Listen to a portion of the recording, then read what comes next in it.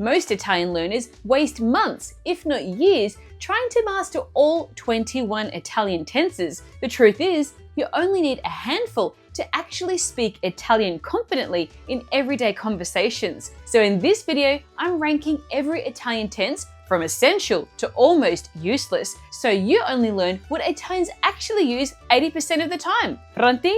Iniziamo! Now before we start, why is ranking tenses so important?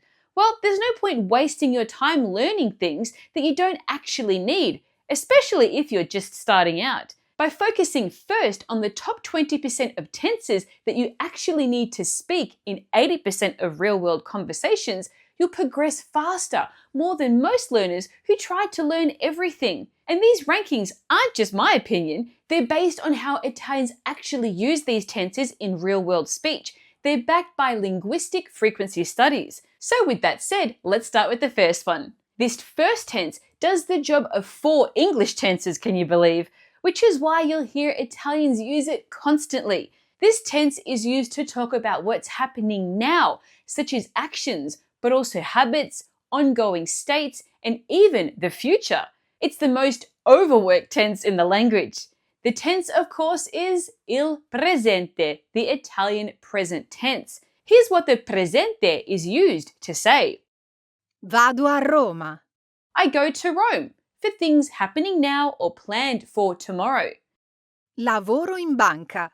I work at a bank, used with habits and jobs and ongoing states. L'Italia è bellissima. Italy is beautiful, for statements that are eternally true. Domani parto. Tomorrow I leave. Italians use the present tense for events happening in the near future.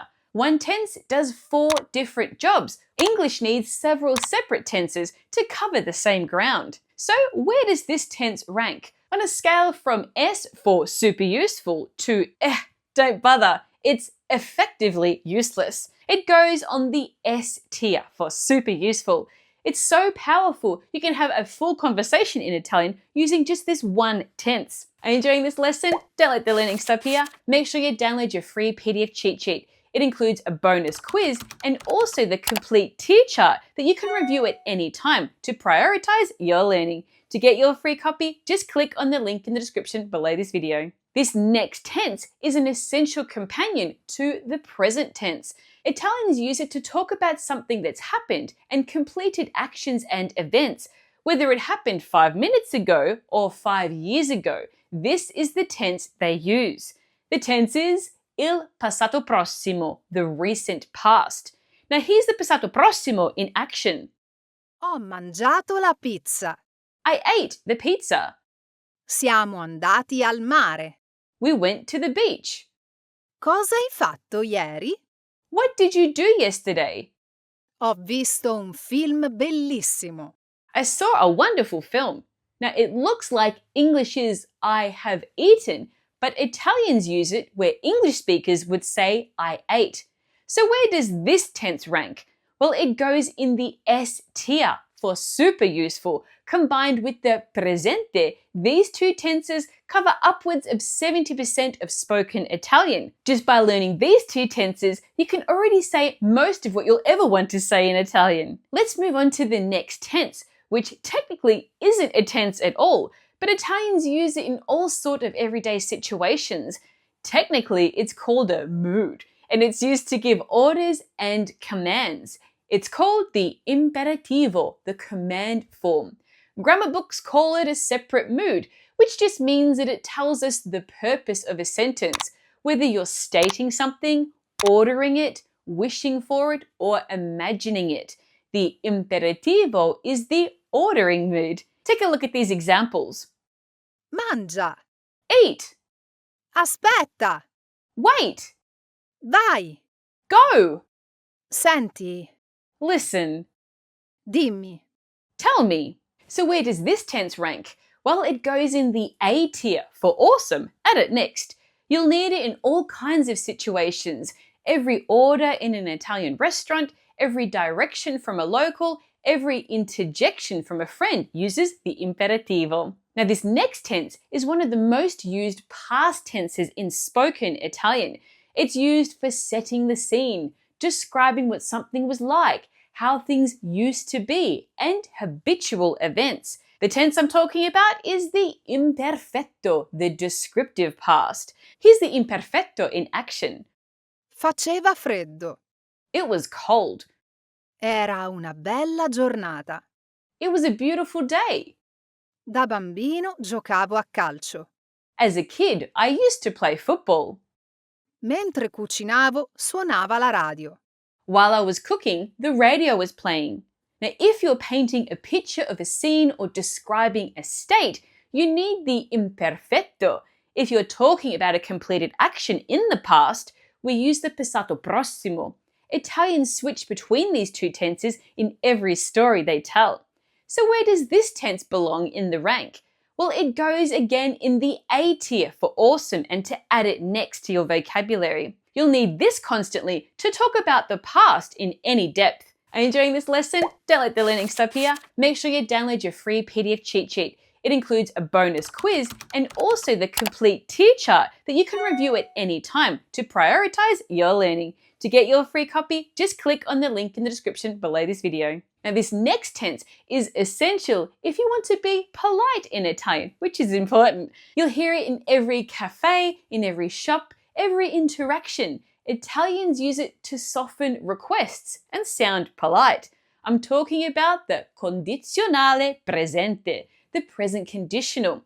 Take a look at these examples. Vorrei un caffè. I'd like a coffee. Potresti aiutarmi? Could you help me? Sarebbe meglio andare. It would be better to go.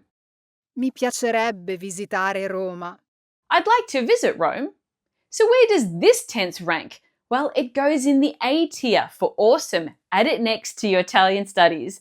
Now, you don't need it to be understood, but saying voglio, I want, instead of vorrei, I'd like, sounds blunt to Italian ears. So by learning this, you'll earn a few brownie points. There's also a related tense called il condizionale passato, the past conditional, which is used for things that would have happened. And we say things like, Avrei mangiato. I would have eaten. Italians use it to talk about regrets and missed possibilities. While you'll hear it often, you can survive without producing it. So for that reason, the condizionale passato goes into the C tier for common but skippable. Now, this next tense is used a lot more in English than in Italian, which surprised me a lot when I was learning Italian. Now, every Italian teacher will tell you to learn it early on, but here's what's interesting. Italians often skip it entirely and use the present tense instead. The tense I'm talking about is the futuro semplice, the simple future. Take a look at these examples. Tra 5 anni vivrò in Italia. In 5 years, I'll live in Italy. Pioverà domani. It'll rain tomorrow. Saranno le 3. It must be around 3 o'clock. Notice here that it's used for the probability of something. Andrò al cinema sabato. I'll go to the cinema on Saturday. For near future plans, Italians almost always use the present tense instead. They'll say, Domani vado a Roma. tomorrow I go to Rome. This is far more common than saying, Domani andrò a Roma. tomorrow I will go to Rome. So where does this tense rank? Well, it goes in the B tier for beneficial, but not essential. It's worth learning eventually, but if you're a beginner with limited time, master your S and A tier tenses first. These will give you more bang for your buck. You can survive without this tense for months. Are you enjoying this lesson? Don't let the learning stop here. Make sure you download your free PDF cheat sheet for this lesson, which includes a bonus quiz and also the complete tier chart that you can review anytime to help plan your learning. To get your free copy, just click on the link in the description below this video. Let's keep going. This next tense is the hardest for learners to grasp, and it's important to learn if you want to sound like a native. This tense falls under another type of mood, the one for wishes, doubts, and imagined situations. I'm talking, of course, about the congiuntivo, the Italian subjunctive. And more specifically, we're focusing on the most common form, the congiuntivo presente, the present subjunctive tense. Now, here's what most learners don't realize. English has this same mood or tense, but we just barely use it. When we say, I wish I were taller instead of I wish I was taller, that were is the English subjunctive. When we say, if I were rich, the same thing is happening. When someone says it's important that she be on time instead of is on time, the same thing. It's the subjunctive in English. Take a look at these examples of the subjunctive in Italian. Penso che lui sia stanco. I think he is tired. Voglio che tu venga. I want you to come. È importante che noi parliamo. It's important that we speak. Spero che piova. I hope it rains. Notice the che, meaning that, before each verb. That's often the trigger word to let you know that you need to use the subjunctive. And notice the verb forms here. Sia is used instead of è. Venga is used instead of vieni. Piova is used instead of piove. In English, the subjunctive is mostly optional. Most people say, I wish I was, and nobody notices. In Italian, that same flexibility is now happening in real time. Grammar books treat the congiuntivo as essential. Italians themselves are starting to drop it in casual speech, exactly the same way that English speakers dropped it generations ago. So in casual conversation, especially among younger Italians, you'll hear Penso che lui è stanco. with the indicative mood, è instead of the congiuntivo sia. Both versions work, but only one will pass a grammar exam. So where does this tense or mood rank? Well, it goes in the C tier for common but skippable. If your goal is to sound native, polished, and educated, then you must learn it. If your goal is just to be understood in a cafe or to speak with family and friends, you can postpone it. It's important, but it's not urgent. It's enough that you recognize it, especially at a beginner level. And while we're talking about the congiuntivo, there are two close relatives that rank similarly. The congiuntivo passato, for when we say Che io abbia mangiato.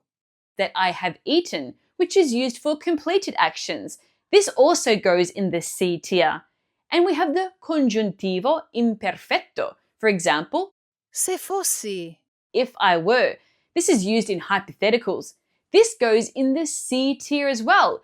You'll hear this constantly paired with vorrei. Now this next tense shows up in every Italian story or news report, but you can speak Italian for years without ever really needing it. Now this tense does one specific job. It shows that one past action happened before another past action. English does this with phrases like I had eaten or I had gone. Italian does the same with a special construction. The tense I'm talking about is il trapassato prossimo, the pluperfect or the past of the past. Take a look at these examples of the trapassato prossimo in action. Quando sono arrivato, lei aveva già mangiato. When I arrived, she had already eaten. Avevo studiato tutto, ma ho dimenticato. I had studied everything, but I forgot. Erano usciti prima dell'arrivo dei poliziotti. We had left before the police arrived. Now, to create it, we take the imperfetto of avere or essere, then add the past participle. You'll hear Italians use it whenever they're telling stories that involved before that or by then. So where does this tense rank? Well, it goes in the D tier for down the line, something that's not urgent.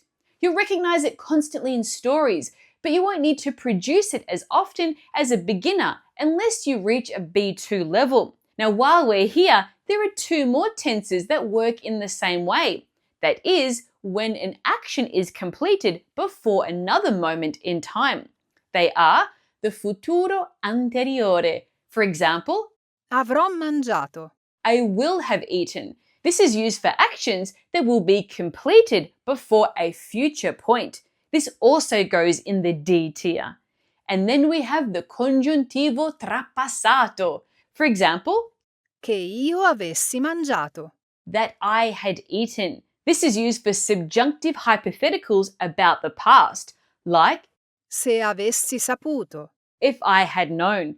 This one also goes in the D tier. Next, I'm going to reveal those two tenses that I mentioned at the start of this video. They are so unique that they divide the country. This tense has the present form and the past form. Now, textbooks teach it, conjugation tables included, and you'll definitely see it in novels, fairy tales, and historical writing and biographies. But in everyday spoken Italian, its use depends a lot on where you are in the country. In northern Italy, most people rarely use it in conversation. Instead, they use the passato prossimo. The tense I'm talking about is il passato remoto, the historic past. This doesn't exist in English. In central and southern Italy, especially in regions like Tuscany, Lazio, Campania, Calabria, Sicily, and Puglia, you may still hear the passato remoto used in everyday speech if the speaker sees the action or event as finished and disconnected from the present. For example, in Sicily, someone might say, Ieri andai al mercato. Yesterday I went to the market. Where in northern Italy, you'd be much more likely to hear, Ieri sono andato al mercato. Yesterday I went to the market. Here are some examples of the passato remoto in a historical past context. Take a look.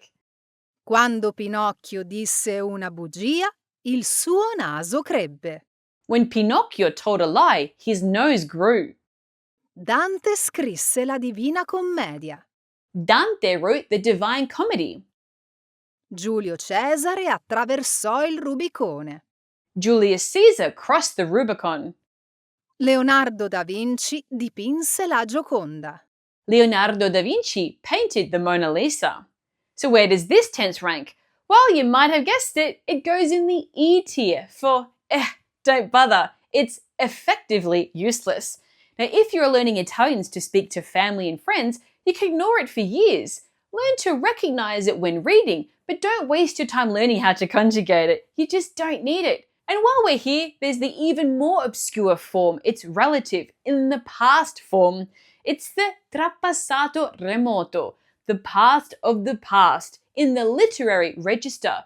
It's only used after very specific time conjunctions like quando, appena, dopo che, and non appena, and only in already literary past narratives. It's complicated. This one tense is used in one very specific situation, one you will almost certainly never encounter unless you're reading 19th century Italian novels. For this reason, it goes at the bottom of the E tier, the effectively useless pile. Now that you know which tense to focus on, the next step is to actually learn how to conjugate them without losing your mind. So watch this video here where I share 7 shortcuts to conjugate any verb in any tense.